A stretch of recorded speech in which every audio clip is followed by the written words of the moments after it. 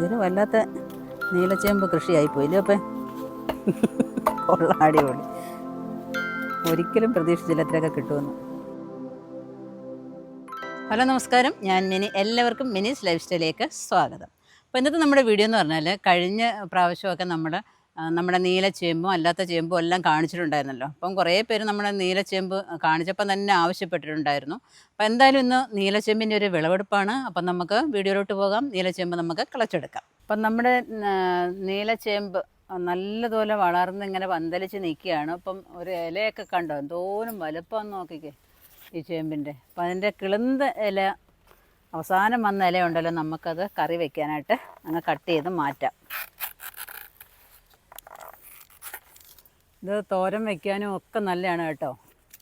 തോരൻ വയ്ക്കാം, സാമ്പാറിനകത്ത് ഇടാം, തീയലും വയ്ക്കാം. അതവിടെ ഇരിക്കട്ടെ. അപ്പം ബാക്കിയുള്ള ഇലകളെല്ലാം കട്ട് ചെയ്ത് മാറ്റാം. ഇനി ഓരോന്നോരോന്ന് കട്ട് ചെയ്യുമ്പോൾ നിങ്ങൾ പറയും ഞങ്ങൾക്ക് ഒരെണ്ണം കിട്ടിയിരുന്നെങ്കിൽ എന്ന് പറയും. ഇതൊക്കെ അങ്ങ് മൂത്ത് പോയി കേട്ടോ. അപ്പം അതിൻ്റെ തൈകൾ ഇവിടെ എല്ലാം കുറേ വന്നിട്ടുണ്ട്. കഴിഞ്ഞ പ്രാവശ്യം ഒരു റീൽസ് കാണിച്ചപ്പോൾ കുറേ പേർക്ക് അതിൻ്റെ വിത്തുകൾ വേണമെന്ന് പറഞ്ഞിട്ടുണ്ടായിരുന്നു. അപ്പം നമ്മൾ വിത്തുകൾ വല്ലതും ഉണ്ടോ എന്നൊക്കെ നോക്കട്ടെ. കളയ്ക്കുമ്പോഴേ അറിയാൻ പറ്റൂ. ഇത് നല്ലൊരു തണ്ട.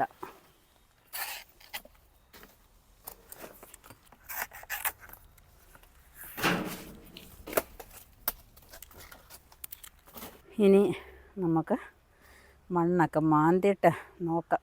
ഇനി കിളയ്ക്കുന്ന ഡ്യൂട്ടി അങ്ങ് അച്ഛന് കൊടുക്കാം. ദൂരെ മാറ്റി കളിച്ചാൽ അത്ര അടുക്കാതെ. ചിലപ്പം കിഴങ്ങങ്ങ് ദൂരോട്ട് പോയിട്ടുണ്ടായിരിക്കും. മഴയൊക്കെ പെയ്ത് ഇങ്ങനെ മണ്ണ് കുഴഞ്ഞിരിക്കുക.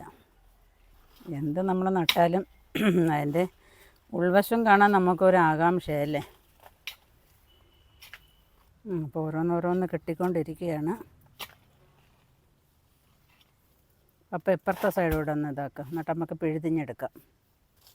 അപ്പം നമ്മൾ കഴിഞ്ഞ പ്രാവശ്യം ഇങ്ങനെ കാണിച്ചപ്പം കുറേ പേര് ഞങ്ങൾക്കും തരണേ എന്നൊക്കെ പറഞ്ഞിട്ടുണ്ടായിരുന്നു.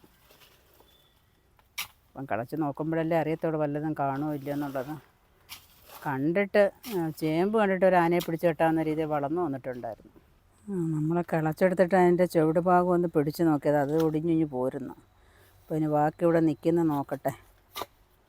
ഏതാണ്ട് ഉണ്ടെന്ന് തോന്നുന്നു കണ്ടിട്ട്.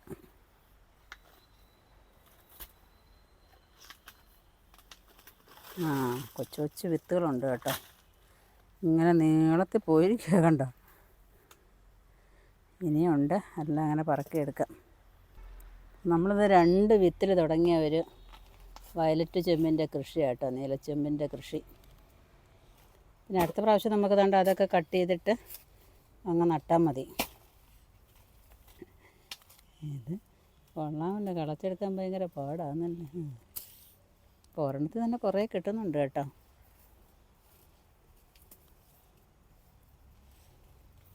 ഇങ്ങോട്ടും നിൽക്കുന്നതേ ഉള്ളൂ.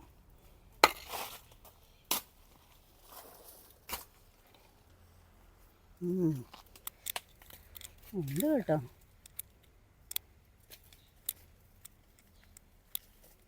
ഇത് പുഴുങ്ങി കഴിക്കാനും കറി വയ്ക്കാനും ഒക്കെ നല്ലതാണ്, ഔഷധ ഗുണമുള്ളതാണ് കേട്ടോ.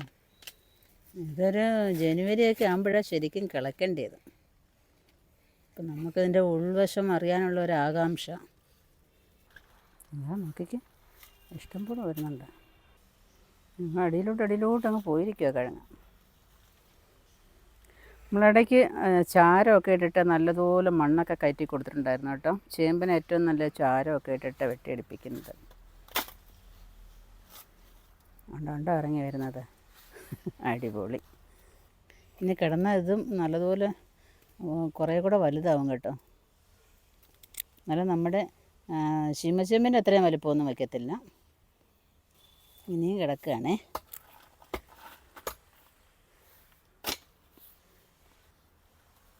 ഇതൊരു വല്ലാത്ത നീലച്ചേമ്പ് കൃഷിയായിപ്പോയില്ലേ അപ്പം? കൊള്ള അടിപൊളി. ഒരിക്കലും പ്രതീക്ഷിച്ചില്ല ഇത്രയൊക്കെ കിട്ടുമെന്ന്. അപ്പം നോക്കിക്കേ എന്തോരം ഉണ്ടെന്നുണ്ടോ. എല്ലാം കൂടെ ഇനി ഒരുമിച്ചാക്കി വെക്കട്ടെ.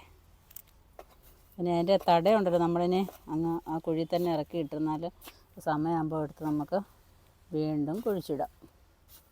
ഞാൻ 2 വിത്തായിരുന്നു എൻ്റെ നട്ട തുടക്കം എന്ന് പറയുന്നത്. അപ്പോൾ ഒരു നീലച്ചേമ്പ് കളിച്ചപ്പം തന്നെ നമുക്ക് ഇത്രയും ചേമ്പ് കിട്ടി കേട്ടോ. ഇനി നമുക്കൊന്ന് തൂക്കി നോക്കാം എത്ര ഉണ്ടെന്ന്.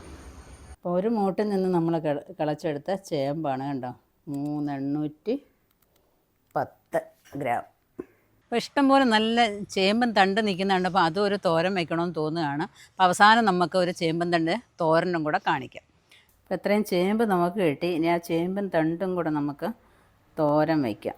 അപ്പോൾ ഒന്നും നമുക്ക് വെറുതെ കളയണ്ട. അപ്പോൾ ആദ്യം തന്നെ ഇതിൻ്റെ ഈ ബ്രൗൺ കളറ് ഈ സ്കിന്ന് അതിൻ്റെ തോല് അങ്ങെടുത്ത് മാറ്റിയതിന് ശേഷം നമുക്ക് അരിഞ്ഞുകൊണ്ട് വരാം. അപ്പോൾ നമ്മൾ ചേമ്പെല്ലാം വിളവെടുത്തു. അപ്പോൾ അതിൻ്റെ ചേമ്പൻ തണ്ട് നമ്മൾ എടുത്തായിരുന്നല്ലോ. അപ്പോൾ അത് നല്ലൊരു തോരനും വയ്ക്കാമെന്ന് വിചാരിക്കുകയാണ്. അപ്പോൾ അതെല്ലാം നല്ലതുപോലെ അതിൻ്റെ തോലെല്ലാം നല്ലതുപോലെ ഉരിഞ്ഞെടുത്ത് കണ്ടോ, ഇതേപോലെ എല്ലാം ഉരിഞ്ഞെടുത്തിട്ട് ആ ചേമ്പൻ തണ്ട് നമ്മൾ നന്നായി കഴുകിയിട്ട് ചെറുതായിട്ട് അരിഞ്ഞുകൊണ്ട് വരാം. നമ്മുടെ ചേമ്പൻ തണ്ട് നന്നായിട്ട് ചെറുതായിട്ട് അരിഞ്ഞു വെച്ചിട്ടുണ്ട്. ഇനിയിപ്പോൾ അരിഞ്ഞിട്ട് ഇനി കഴുകേണ്ട കാര്യമല്ല. നമ്മൾ നേരത്തെ തൊലിയൊക്കെ എരിഞ്ഞതിന് ശേഷം നന്നായിട്ട് പ്രസ് ചെയ്ത് നമ്മൾ പിഴിഞ്ഞൊക്കെ വെച്ചിട്ടാണ് നമ്മൾ അരിഞ്ഞു വെച്ചിരിക്കുന്നത്. തോരൻ വെക്കാൻ ആവശ്യമായ സാധനങ്ങൾ: തേങ്ങ എടുത്തിട്ടുണ്ട്, പിന്നെ കാന്താരി മുളക് എടുത്തിട്ടുണ്ട്, മഞ്ഞൾപ്പൊടി ഒരു 1/4 ടീസ്പൂൺ, ജീരകം ഒരു 1/4 ടീസ്പൂൺ, വെളുത്തുള്ളി ഒരു 3-4 എണ്ണം, പിന്നെ ആവശ്യത്തിന് കറിവേപ്പില. നമ്മൾ ചതയ്ക്കുമ്പോൾ അതിനകത്തൊരു സ്വല്പം ഇട്ട് ചതയ്ക്കുക. പിന്നെ സവാള ഒരു അരമുറി എടുത്തിട്ടുണ്ട്. അത് കടുക് വറുക്കുമ്പോൾ അതിനകത്ത് നീളത്തിൽ അരിഞ്ഞിടാൻ വേണ്ടിയിട്ടാണ്. അപ്പോൾ ഇനി ഇതെല്ലാം കൂടെ ഒന്ന് ചതച്ച് കൊണ്ടുവരാം. തേങ്ങ എല്ലാം ചതച്ചെടുത്തിട്ടുണ്ട്. ഇനി നമുക്ക് തയ്യാറാക്കാം തോരൻ. അപ്പം തവ അടുപ്പ് വെച്ചു. ആവശ്യത്തിന് അതിനകത്തോട്ട് വെളിച്ചെണ്ണ ഒഴിക്കുക. നല്ലതുപോലെ ചൂടാകുമ്പോഴത്തേക്ക് കടുക് ഇട്ട് കൊടുക്കാം. അപ്പോൾ എണ്ണ ചൂടായിട്ടുണ്ട്, കടുക് ഇട്ട് കൊടുക്കാം. 2 വറ്റൽമുളക് ഇട്ട് കൊടുക്കാം. അതെൻ്റെ വറ്റൽമുളക് തന്നെ, എൻ്റെ മുളക് തന്നെ ഉണക്കി വെച്ചിരിക്കുന്നതാണ് കടുക് വറുക്കാനായിട്ടൊക്കെ. പിന്നെ ആവശ്യത്തിന് കറിവേപ്പില ഇട്ട് കൊടുക്കാം. അപ്പോൾ അതിനകത്തോട്ട് നമ്മുടെ അരിഞ്ഞു വെച്ചിരിക്കുന്ന ഉള്ളി ഇട്ട് കൊടുക്കാം, സവാള. ഇതൊന്ന് ട്രാൻസ്പെറൻ്റ് ആകുമ്പോഴത്തേക്ക് നമുക്ക് ചതച്ച് വെച്ചേക്കുന്ന തേങ്ങ ഇട്ട് കൊടുക്കാം. അപ്പോൾ ഇതിൽ നമുക്ക് ചെറുപയർ വേവിച്ചതോ വൻപയർ വേവിച്ചതോ അതല്ലെന്നുണ്ടെങ്കിൽ എന്തെങ്കിലും പരിപ്പ് വർഗ്ഗങ്ങളോ ഒക്കെ ഇട്ട് വേണമെന്നുണ്ടെങ്കിൽ തോരൻ വയ്ക്കാൻ കേട്ടോ. ഞാനിപ്പം പയറൊന്നും ഇടുന്നില്ല. അപ്പം ഉള്ളി നല്ലതുപോലെ ട്രാൻസ്പെറൻ്റ് ആയിട്ടുണ്ട്. അതിനകത്തോട്ട് നമ്മൾ ചതച്ച് വെച്ചിരിക്കുന്ന തേങ്ങ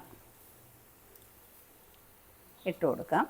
തേങ്ങയും നല്ലതുപോലെ ഒന്ന് ഇളക്കി കൊടുക്കാം. അതിനകത്തോട്ട് ആവശ്യത്തിന് ഉപ്പൂടെ അങ്ങ് ചേർക്കാം.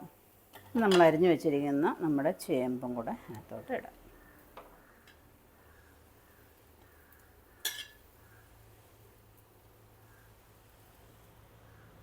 നമ്മൾ ചേനത്തണ്ടും ഒക്കെ തോരൻ വെച്ചിട്ടില്ലേ, നേരത്തെ വെച്ചിട്ടുണ്ടായിരുന്നു. അതുപോലെ തന്നെയാണ് ഇതും വെക്കുന്നത്. പിന്നെ നല്ലതുപോലെ ഒന്ന് ഇളക്കിയെടുക്കട്ടെ. അപ്പം നല്ലതുപോലെ ഇളക്കിയതിന് ശേഷം നല്ലതാണ് 4 വശത്തും നല്ലതുപോലെ തട്ടി പൊത്തി വേണം വയ്ക്കാനായിട്ട്. വെള്ളമൊന്നും ഒഴിക്കണ്ട, ചേമ്പൻ തണ്ടല്ലേ. അപ്പോൾ അതിനകത്ത് വെള്ളത്തിൻ്റെ അംശം ഉണ്ടായതുകൊണ്ട് അതങ്ങനെ ഇരുന്നങ്ങ് ആവിയിൽ വെന്തെടുക്കുന്നതാണ് ടേസ്റ്റ്. അപ്പോൾ ഇനി നമുക്കത് അടച്ചും കൂടെ ഒന്ന് വയ്ക്കാം. ഇടയ്ക്കൊന്ന് തുറന്ന് നോക്കിയിട്ട് ഒന്നുകൂടെ ഒന്ന് ഇളക്കിയിട്ട് കൊടുക്കണം. അപ്പോൾ ഇനി നമ്മുടെ തോരൻ എന്തായെന്ന് നോക്കാം.